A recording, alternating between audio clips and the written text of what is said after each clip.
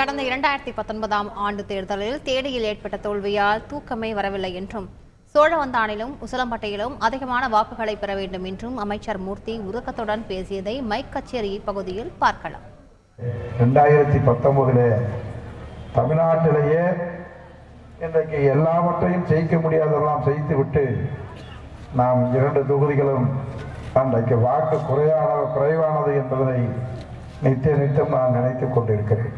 தேனி நாடாளுமன்றத்திற்கு உட்பட்ட அந்த 4 தொகுதியை விட நாம் தான் அதிகமான வாக்குகள் பின்தங்கி இருந்தோம் என்பது வேதனை எனக்கு.